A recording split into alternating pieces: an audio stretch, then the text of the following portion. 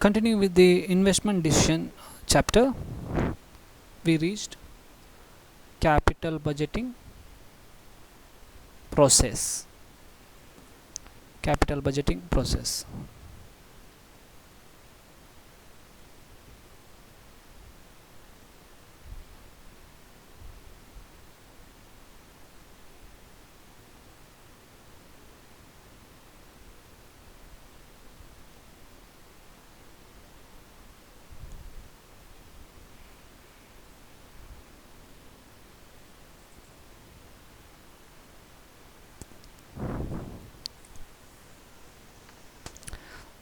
So, what are the process of capital budgeting? The first one is planning.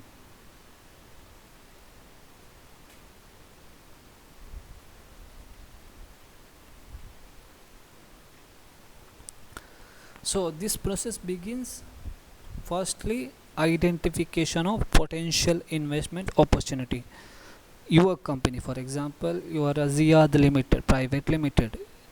Your company, as per your objective, I can select these many opportunities, these many investment opportunities. This is a very much suitable for me.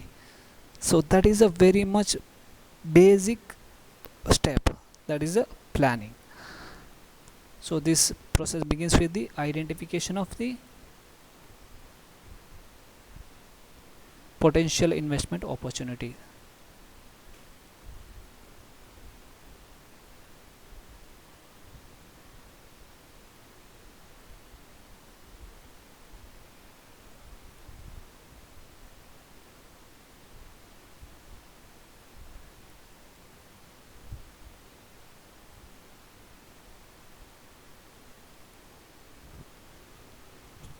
So the opportunity then enters the planning phase when the potential effect on the firm's fortune is assessed and the ability of the management of the firm to exploit the opportunity is determined.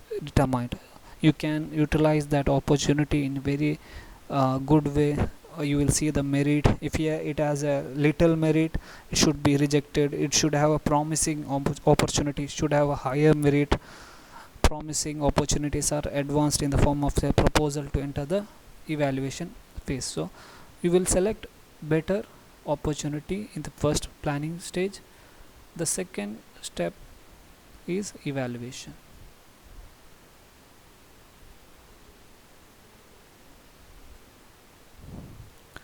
In evaluation, you will determine of proposals.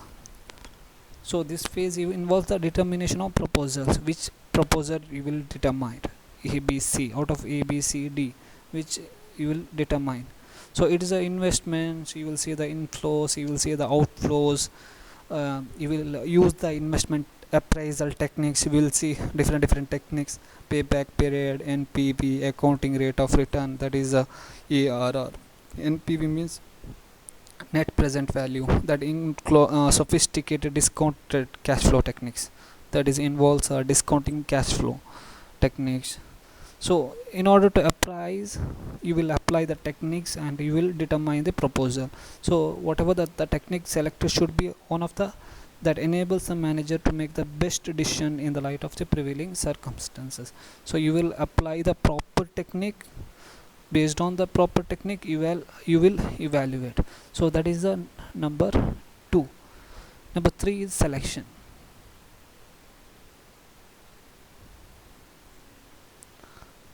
So considering the risk and returns, you will consider the risk and return after using the techniques and all. Which one gives the higher risk, which one gives the higher return.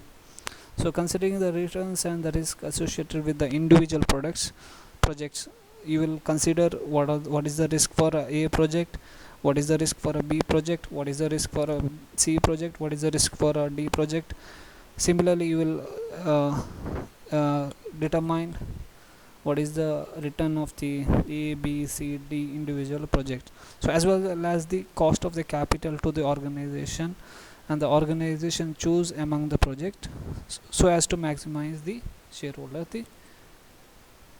shareholders wealth. So it will choose among the choose among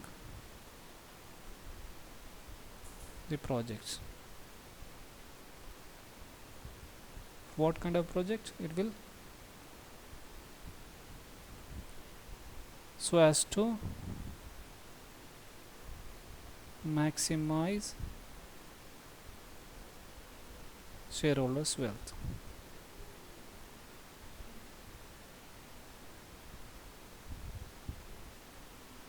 So after selection, you will, for example, you selected project B, let's say Ziyad Private Limited selected in a investing project B. After that you will select, that is a step 4. The step 4 will be implementation.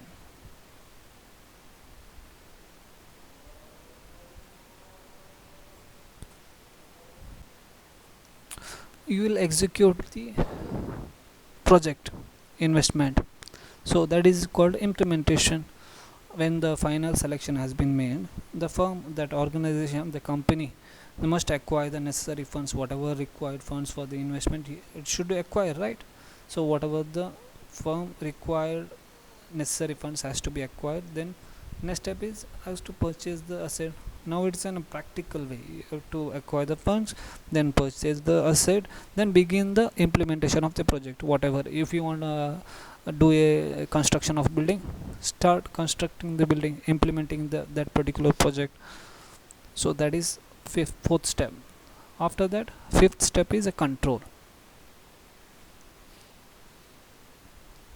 Control is the progress. You have to see, look into how it goes on the progress of the project, whether it is a monitor. You monitor, you cannot just invest and leave. You have to monitor the project. Project is monitored with the head of feedback reports, whether it is going on properly.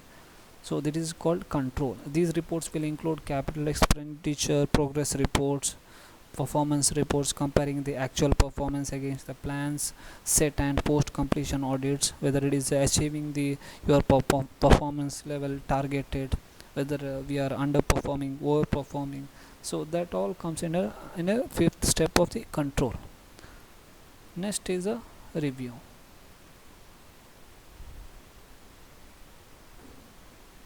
So when a project terminates, or it finishes, or even before, the organization should review the entire project to explain its success or failure. Whether it is a success or failure should be reviewed.